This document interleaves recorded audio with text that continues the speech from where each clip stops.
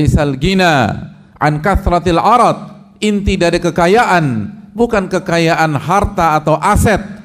Inti dari kekayaan, kata Rasulullah sallallahu alaihi wasallam, gina nafas, kekayaan jiwa. Ketika seseorang itu qanaah, merasa cukup dengan apa yang Allah berikan kepada dia dan meridho dengan apa yang Allah berikan kepada dia.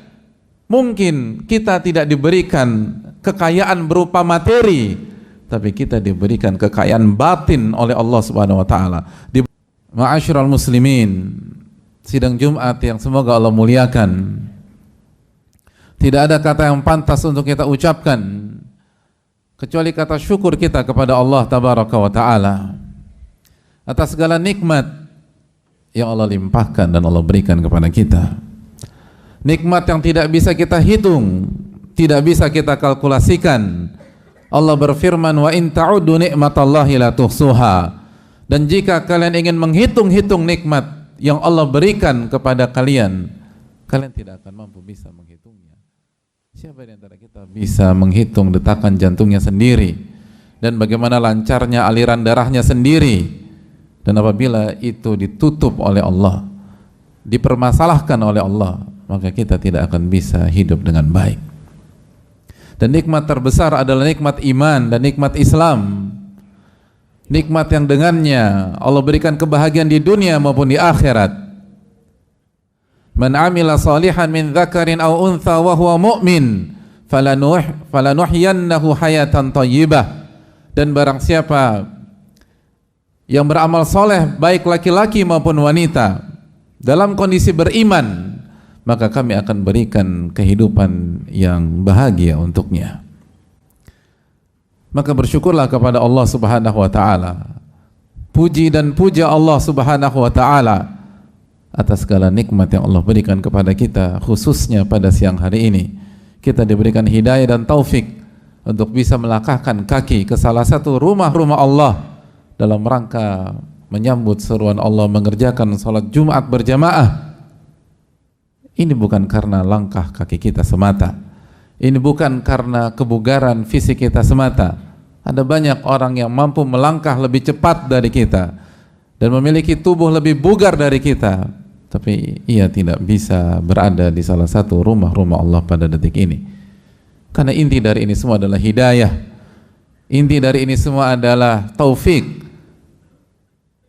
Oleh karena itu marilah bersyukur kepada Allah Subhanahu wa taala. Sebagaimana salawat beriring salam semoga tercurah kepada Rasulullah alaihi salatu wassalam beserta para keluarga, para sahabat dan orang-orang yang istiqomah berjalan di bawah naungan sunnah beliau sampai hari kiamat kelak. Berikutnya kembali kita mengingatkan diri sendiri dan kita semua untuk senantiasa bertakwa kepada Allah. Bertakwa dalam arti menjalankan perintah-perintah Allah dengan keikhlasan dan sesuai dengan tuntunan Rasulullah sallallahu alaihi wasallam. Bertakwa dalam arti menjauhi larangan-larangan Allah karena mencari wajah Allah dan takut akan azab Allah Subhanahu wa taala, dan berdasarkan ilmu dan sunnah Nabi kita sallallahu alaihi wasallam. Ya ayyuhalladzina amanu taqullaha haqqa tuqatih wa la tamutunna illa wa antum muslimun. Allah berfirman yang artinya, wahai orang-orang beriman, bertakwalah kepada Allah dengan sebenar-benar takwa dan janganlah kalian wafat kecuali dalam kondisi beriman. Allah juga berfirman, ya ayyuhalladzina amanu taqullaha wa qulu qawlan sadida yuslih lakum a'malakum wa yaghfir lakum dzunubakum wa may yuti'illaha wa rasulahu faqad faza fawzan 'azima. Wahai orang-orang beriman, bertakwalah kepada Allah dan berbicaralah yang benar dan jujur. Yuslih lakum a'malakum, Allah akan perbaiki amalan-amalan kalian dan Allah akan ampuni dosa-dosa kalian. Dan barang siapa yang taat kepada Allah, taat kepada Rasulullah sallallahu alaihi wasallam, maka ia telah memperoleh kemenangan yang besar. Ma'asyiral muslimin, sidang Jumat yang semoga Allah muliakan. Salah satu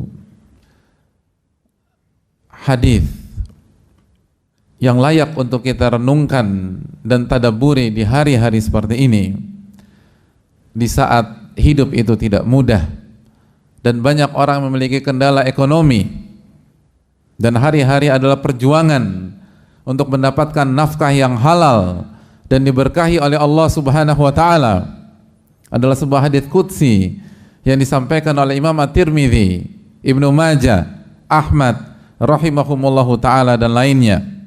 Ketika Allah Subhanahu wa taala memanggil kita, ibna Adam, wahai anak Adam, tafarraq li ibadati amla sadraka gina. Allah Subhanahu wa taala memanggil kita, wahai anak Adam, fokuslah beribadah kepada diriku, niscaya aku akan penuhi dadamu dengan kekayaan. Fokuslah beribadah kepada diriku, niscaya aku akan penuhi dadamu dengan kekayaan. Wa asudda faqrak, dan aku akan tutup kefakiran dan kemiskinanmu. Hadirin Allah muliakan, sebuah seruan yang harus kita dengar, harus kita tadabburi. Dan inilah kunci rizki dari yang maha pemberi rizki. Ini bukan teori-teori kosong, ini bukan lip service atau motivasi-motivasi yang seringkali ilusi. Yang menyampaikan ini adalah Ar-Razzaq yang maha memberikan rizki. Allah Subhanahu wa taala berfirman, tafarraq li ibadati, fokuslah beribadah kepada diriku. Apa yang dimaksud fokuslah beribadah kepada diriku? Hadirin Allah muliakan, dijelaskan para ulama, maksudnya adalah prioritaskan Allah tabaraka wa taala, prioritaskan hak-hak Allah tabaraka wa taala, prioritaskan tugas utama kita, wa ma khalaqtul jinna wal insa illa liya'budun, tidaklah aku ciptakan jin dan manusia kecuali untuk beribadah kepada diriku. Tugas yang Allah firmankan dalam surat Az-Zariyat ayat 56. Prioritaskan tugas kita dalam beribadah kepada Allah di atas urusan-urusan duniawi kita. Jalankan perintah Allah, jauhi larangan-larangan Allah Subhanahu wa taala. Dan jangan sampai urusan duniawi kita membuat kita lupa dari Allah, membuat kita lupa untuk mengerjakan salat, untuk berzikir pagi petang, untuk berpuasa ketika masuk Ramadan, untuk menunaikan hak-hak Allah tabaraka wa taala, untuk menjalankan perintah Allah dan menjauhi larangan-larangan Allah. Kenapa? Karena sibuk dengan urusan-urusan duniawi kita. Jangan sampai itu terjadi. Jangan sampai itu terjadi. Maksud hadis ini bukan memerintahkan kita hanya berdiam diri di masjid 7x24 jam, hanya sholat dan puasa dan baca Al-Quran dari pagi sampai pagi lagi, dan tidak mencari nafkah, tidak bekerja, tidak memenuhi hak istri, hak anak, atau hak diri sendiri. Bukan itu maksudnya. Tapi maksudnya dijelaskan oleh para ulama, prioritaskan hak Allah. Jangan sampai urusan duniawi kita membuat kita lalai dari Allah, lalai dari beribadah kepada Allah Subhanahu wa taala, lalai dalam mengingat Allah Subhanahu wa taala, sehingga kita tidak sholat hanya gara-gara rapat atau urusan duniawi kita, sehingga kita tidak berzikir kepada Allah, atau kita tidak sholat Jumat pada siang hari ini karena ada urusan dunia. Jangan sampai itu terjadi. Dan di antara ibadah dan mendekatkan diri kepada Allah Subhanahu wa taala, jangan sampai mengambil hak orang. Karena mengambil hak orang dosa yang ditetapkan oleh Allah Subhanahu wa taala. Jangan sampai zolimi orang. Jangan sampai makan uang orang hanya gara-gara ingin mencari nafkah. Tafarraq li ibadati, fokus beribadah kepada Allah. Tunaikan hak Allah dan tunaikan hak yang Allah perintahkan kepada kita untuk menunaikannya. Apa yang akan terjadi?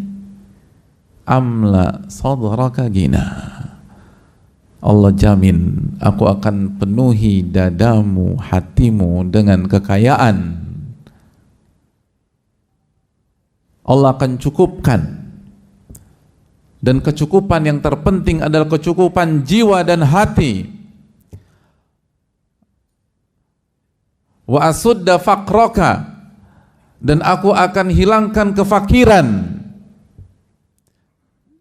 Dihilangkan kefakiran bisa bermakna Allah jadikan seseorang itu menjadi kaya, atau dia tidak kaya, bahkan seumur hidupnya dia tidak pernah kaya.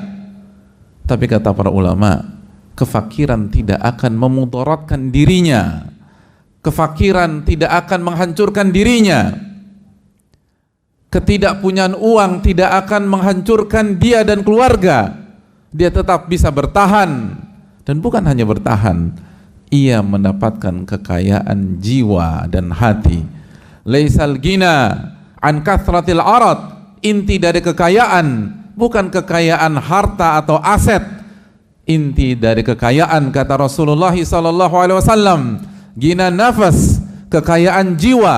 Ketika seseorang itu qanaah, merasa cukup dengan apa yang Allah berikan kepada dia, dan meridho dengan apa yang Allah berikan kepada dia.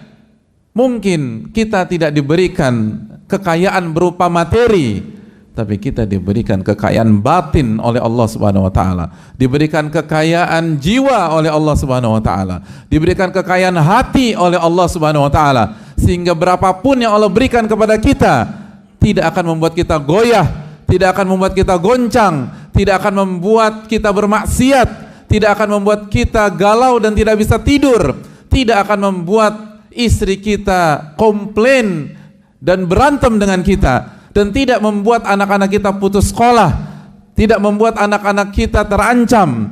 Semua diselesaikan oleh Rabbul Alamin. Aqulu qouli hadza wa astaghfirullah li wa lakum. Alhamdulillah hamdan katsiran thayyiban mubarakan fi kama yuhibbu rabbuna wa yarda. Wassalatu wassalamu ala nabiyyina Muhammadin wa ala alihi wa sahbihi ajmain. Ma'asyiral muslimin, sidang Jumat yang semoga Allah muliakan. Wa illa taf'al, lalu Allah melanjutkan, dan kalau Anda tidak melakukan hal tersebut, kalau Anda tidak fokus beribadah kepada Aku, kalau Anda tidak mengamalkan anjuranku tadi,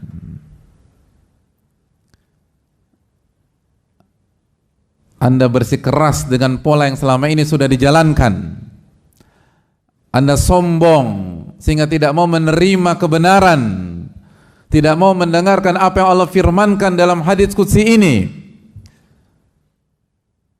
mala'tu sadraka syugla walam asudda faqraka, aku akan buat isi hatimu sibuk dengan dunia. Allah akan buat dunia tidak pernah selesai di dalam pandangan kita dan dalam diri kita. Disibukkan. Belum selesai satu masalah, Allah kasih masalah yang kedua. Belum selesai masalah pertama dan kedua, Allah kasih masalah yang ketiga. Belum selesai masalah pertama, kedua, ketiga, Allah kasih masalah keempat. Sehingga konsentrasi kita pecah, sehingga kita tertekan, sehingga kita under pressure, sehingga kita tidak bisa menikmati hidup. Mungkin kita kaya, tapi tidak bisa menikmati kekayaan kita. Mungkin kita berkecukupan, tapi pola pikir kita selalu dibuat sibuk oleh Allah Subhanahu wa taala. Tidak ada waktu istirahat, tidak ada jeda, tidak ada kelenggangan waktu, tidak ada waktu dengan istri, tidak ada waktu dengan anak-anak, tidak ada waktu dengan cucu, tidak ada waktu dengan keluarga. Hidup dalam tekanan dan berpindah dari satu tekanan ke tekanan yang berikutnya, dan tidak ada solusi. Ia jauh dari Allah tabaraka wa ta'ala. Ia tidak mau beribadah kepada Allah Subhanahu wa ta'ala. Upaya dia menyelesaikan sebuah masalah hanya berujung masalah berikutnya, dan masalah berikutnya dan berikutnya. Allah buat dia sibuk terhadap dunia, dan dunia menyibukkannya, sehingga dia lupa hak, bukan hanya hak Allah Subhanahu wa ta'ala, ia lupa hak keluarga, ia lupa hak anak, ia lupa hak orang tua, ia lupa hak istri, ia lupa hak kakaknya, ia lupa hak adiknya, dan banyak orang seperti itu. Ketika semua ngumpul keluarga, hanya dia yang tidak datang, dan dia bersenang-senang, tidak, dia pusing dan dia pening karena masalahnya banyak pada saat-saat itu. Dia tidak bisa bergabung ketika seluruh anggota keluarga besarnya tertawa, bercanda, dan menikmati masa-masa kebahagiaan mereka. Ia tidak ada di sana. Ia tidak ada ketika anaknya gembira. Ia tidak ada ketika suami istrinya tertawa. Dia tidak ada. Bukan karena dia punya dunia sendiri lalu dia menikmati dunianya. Dia dibuat sibuk oleh Allah Subhanahu wa taala. Dibuat tertekan oleh Allah Subhanahu wa taala. Dibuat bermasalah oleh Allah Subhanahu wa taala, dan tidak ada yang bisa mengurai kecuali Rabbul Alamin. Namun pada saat itu ia jauh dari Rabbul Alamin itu sendiri. Dan Allah mengatakan walam asudda faqraka, dan kefakirannya tidak akan aku cabut dan tidak akan aku tutup. Apa yang dimaksud kefakiran? Tidak akan aku cabut atau tidak aku tutup. Bisa jadi walaupun hidup 7x24 jam, dia tidak akan pernah kaya. Karena inti kaya bukan lama-lamaan bekerja. Atau kalaupun dia kaya, Allah buat dia tidak ridho dengan apa yang Allah berikan. Allah buat dia tidak qanaah terhadap apa yang Allah berikan. Kekayaannya tidak membuat dia bahagia. Allah mungkin kasih materi, tapi Allah cabut keberkahan dari materi tersebut. Ia mungkin banyak uang, tapi ia hidup lebih sengsara daripada orang-orang yang fakir dan miskin yang ada di tengah-tengah lingkungannya. Allah Maha berkuasa untuk menyengsarakan seorang hamba. Allah tidak harus membuat dia menjadi miskin untuk membuat seseorang hamba sengsara. Allah tidak harus membuat ia fakir. Allah bisa membuat ia tersiksa, menderita di tengah-tengah kekayaan yang sedang ada pada dirinya. Allah ala kulli syai'in qadir. Allah mampu melakukan segala sesuatu. Untuk menyengsarakan Fir'aun, Allah tidak harus mencabut dia dari singgasananya, dan Allah tidak harus memiskinkan Fir'aun. Fir'aun hidup dalam paranoid kekuasaan yang begitu tersiksa dan menyiksa dia dengan tetap berada di singgasananya. Bukankah itu sejarah yang harus kita ambil pelajaran? Oleh karena itu, kalau kita tidak fokus beribadah, bukan artinya hanya mengerjakan ibadah vertikal dan lupa hak-hak orang atau lupa tanggung jawab kita, tapi prioritaskanlah hak Allah. Dan ketika kita bekerja, niatkan sebagai jalan menuju Allah dan jalan menuju akhirat. Dan juga ingat hak-hak manusia. Jangan sampai kita makan hak manusia dan kita tinggalkan hak manusia hanya dengan dalih mencari nafkah. Karena sekali lagi, itu yang membuat hidup kita tidak bahagia, dan itu yang membuat hidup kita sengsara. Apalagi jika orang-orang yang kita zolimi mendoakan kita. Kata Nabi SAW, ittaqi da'watal mazlum, takutlah doa orang-orang terzolimi. Karena tidak ada batas, tidak ada sekat, tidak ada tabir antara doa mereka dengan Allah Tabaraka wa Ta'ala. Allah akan ijabah doa tersebut. Semoga Allah menjaga kita, dan semoga Allah Subhanahu wa Ta'ala memberikan taufik kepada kita untuk bisa fokus beribadah, sehingga Allah menjadikan kita kaya hati dan kaya jiwa, dan Allah Subhanahu wa Ta'ala menghapuskan segala kefakiran dan kemiskinan kita. Dan semoga Allah Subhanahu wa Ta'ala menjaga kita dari orang-orang yang lalai terhadap akhirat dan lalai kepada Allah Tabaraka wa Ta'ala. Innallaha wa malaikatahu yusholluna 'alan nabi ya ayyuhalladzina amanu shallu 'alaihi wa sallimu taslima. Allahumma shalli 'ala Muhammad wa 'ala ali Muhammad kama shallaita 'ala Ibrahim wa 'ala ali Ibrahim innaka Hamidum Majid. Allahumma barik 'ala Muhammad wa 'ala ali Muhammad kama barakta 'ala Ibrahim wa 'ala ali Ibrahim innaka Hamidum Majid. Allahumma ighfir lil muslimina wal muslimat wal mu'minina wal mu'minat al ahya'i minhum wal amwat innaka sami'un qaribun mujibu da'wat. Allahumma inna nas'aluka ilman nafi'a wa na'udzubika min ilmin la yanfa'. Allahumma inna na'udzubika min ilmin la yanfa' wa min qalbin la yakhsha', wa min nafsin la tashba', wa min da'watin la yustajabu laha. Allahumma inna nas'alukal huda wat tuqa wal afafa wal ghina. Allahumma aslih lana umurana kullaha wa aslih wulata umurina. Allahumma ansurna wal muslimin al mazlumin fi Falastin wa fi kulli makan ya rabbal alamin. Rabbana atina fid dunya hasanah wa fil akhirati hasanah wa qina adzaban nar. Wa sallallahu sallam ala nabiyyina Muhammad wa ala alihi